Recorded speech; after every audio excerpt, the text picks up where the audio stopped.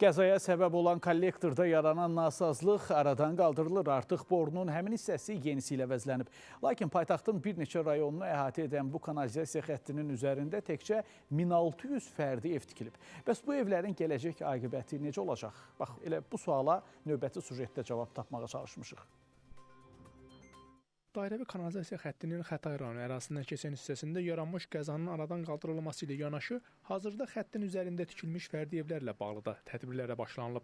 Qəzaya səbəb olan dairəvi kanalizasiya xətti 1969-cu ildə tikilib və onun istifadə müddəti 50 il nəzərdə tutulub. Lakin borunun üzərində tikilən evlər xəttin istismar müddətini daha da tezləşdirilib. Təkcə bu küçədə borunun üzərində 22 ev tikilib ki, elə qəza da bu ərazidə daha da arta bilər. Eyni zamanda paytaxtın bir neçə rayonunda da dairəvi kanalizasiya xəttinin üzərində tikilmiş evlər var.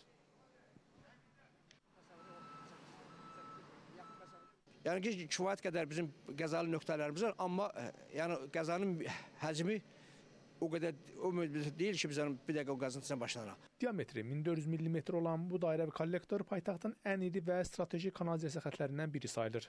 Yasamal rayonundan başlayan xəttin üzərində bu vaxta qədər 1600-ə yaxın fərdi ev və obyektlərin tikilməsi isə hazırda kollektora böyük problem yaradır. Saylar fərqlidir. Hansı rayonda çox da ola bilsin ki, biraz artıqdır, yerində biraz azdır, amma bütün rayonlar üzrə var. Bakı Su Kanal İdarəsinin rəis müavini Əlizadə Nəsirov deyir ki, kanalizasiya kollektoru çirkablı su ötürücü olduğu üçün mütəmadi olaraq çirkabdan yuyulub təmizlənməsi vacibdir. Lakin xəttin üzərində tikilmiş evlərin kollektorun yuyulmasına mane törətməsi belə qəzaları qaçılmaz edir. Təəssüflər olsun ki, tikilmiş bir fərdi yaşayış evləri, digər yaşayış obyektləri kollektorun istismarına, onların yuyulub təmizlənməsi, çirkabdan təmizlənməsi birbaşa maneədir. Ona görə də yığılmış çirkab nəticəsində kollektorun daxilində olan qazların miqdarı artır və bu da aşılanmanı bir daha sürətləndirir.